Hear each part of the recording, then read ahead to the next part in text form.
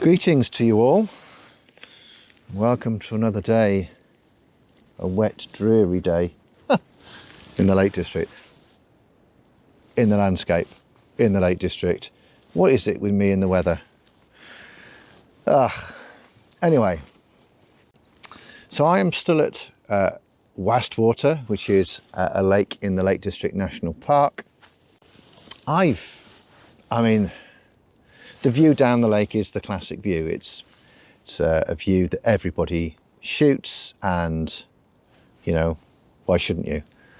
It is a classic view, everything set up for you, you know, two lovely leading lines leading down to the lake and some rocks in the foreground, and hopefully you get a little bit of light playing on the fells, which I was quite lucky to get. I've been dodging showers all morning, which is a little bit frustrating, but I'm managing to persist. And it occurred to me this morning as I set up here and sort of framed up the usual view that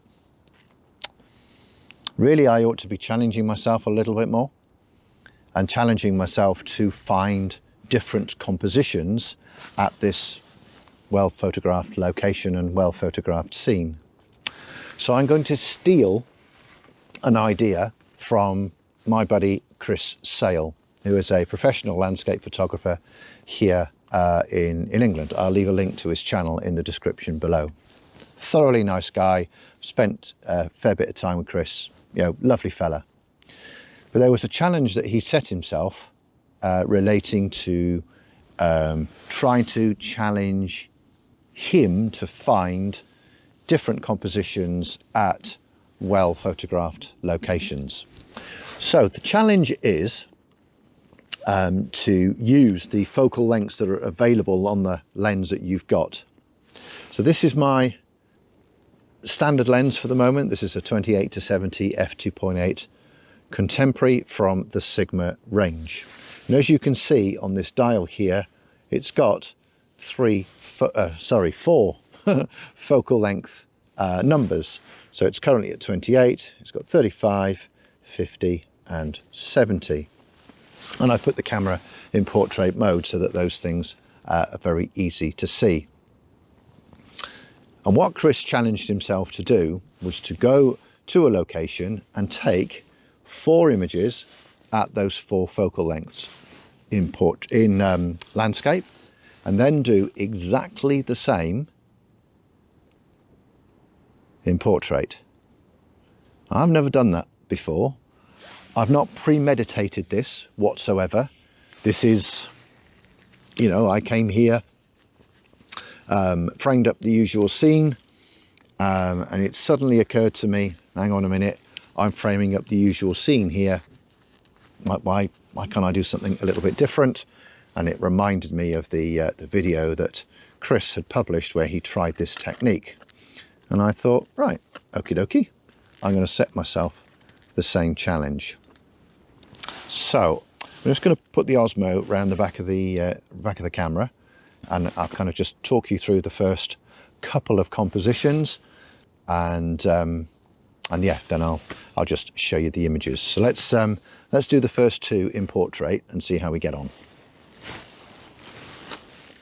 So let's artificially brighten the LCD so that you can see what's going on. On the front of the camera, I have a 3-stop medium edge grad, and I also have a polarizer already fitted, ready to be used.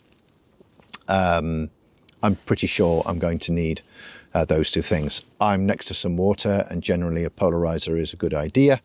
Also, the sky in comparison to the land is, you know, as far as my eye can see, relatively bright. And if I put the histogram back to normal, you can see that there are some, bright peaks here on the right hand side of the histogram. That's invariably going to be the sky, maybe a bit of glare off the water, but then I have a polarizer so I can address both of those things. Right, so let's go and artificially brighten the scene so that you can see it. So compositionally, I'm always looking for balance and order. I'm at 28 millimeters, and the only thing I can do is move the camera left or right in order to help me find that balance, left or right, up or down. So I've just positioned that there, like so, so that I have a rock in the bottom left-hand corner. I have something down here in the bottom right-hand corner.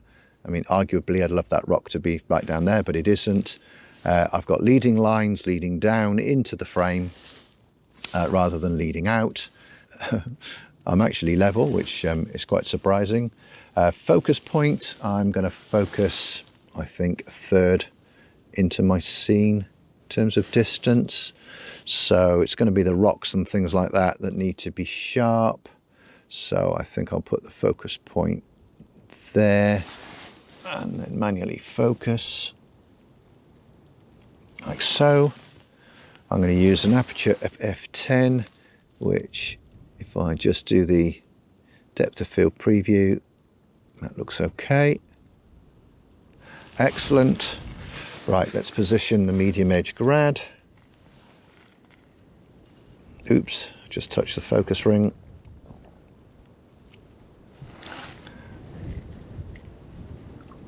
Oh, hang on, I need to put the, let me put the viewfinder back to normal.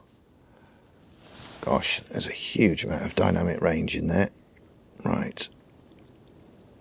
Yeah, I think that's about right. I think I'm darkening the mountains ever so slightly. Oh no, in fact, they're dark themselves. That's cool. Right, I've now got some light right the way down the bottom end. So, oh, I need to work fast. So F10, I've done manual focus. The camera is level. I think just take the picture, quick. 2-second timer. Whew. Right. Review the image, which is what I normally do. Oh, bugger. Look at that. Sky is completely blown out. Yikes. Mind you, you can see that quite clearly on the I think I'm going to have to adjust the grad.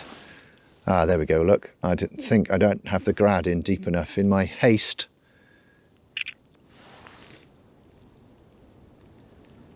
Come on, right to the card. There we go. I think I'll still have some blinkies. Yes, I thought so. Right, that's okay. I know there's a fair amount of latitude in this sensor, so I can deal with that. Okay, fine. Right, next. So change the focal length. I'm now going to zoom to 50 millimeters. No, sorry, 35 millimeters. Now, again, the only thing I can do is move the camera left or right or up or down. So, oh, rats. Oh, hang on, let's artificially brighten the image so you can see it. So let's do, I don't want that rock.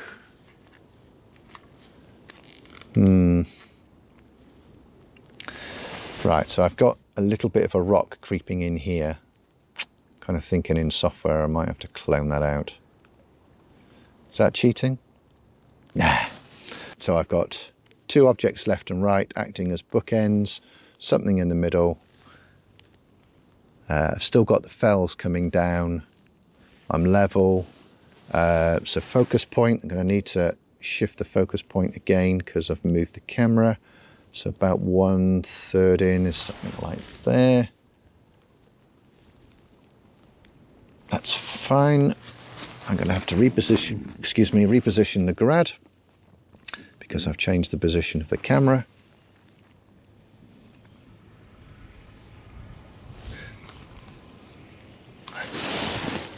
The one thing I won't need to change or play with is the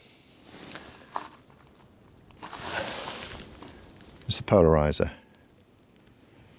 Right.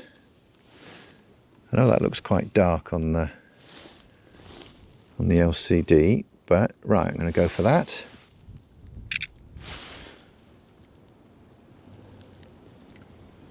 Right, check the histogram. Still got some blinkies up in the sky, but yeah, the brightness histogram looks fine. A little bit of shadow, but not too bad.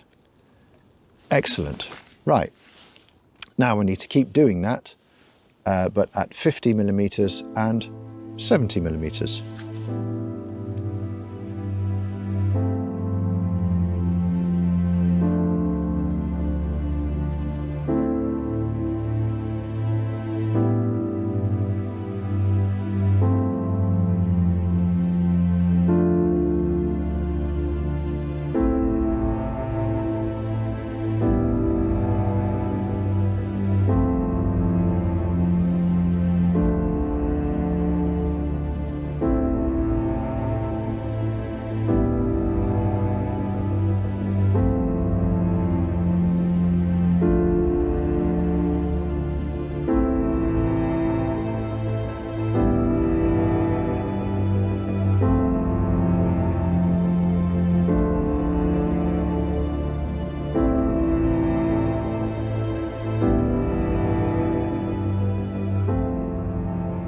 Already, this has been, for me anyway, quite an interesting challenge, because it's forced me to think differently about the objects that make up my scene and the relationship between them and what's going on in the background, which is of course these mountains.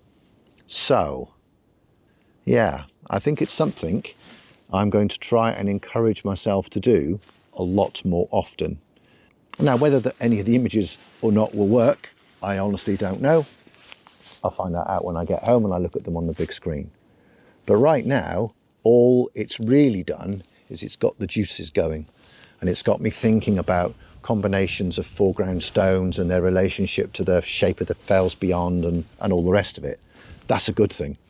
And hopefully that will encourage me to find some slightly more original compositions at, you know, what is a very, very well photographed scene.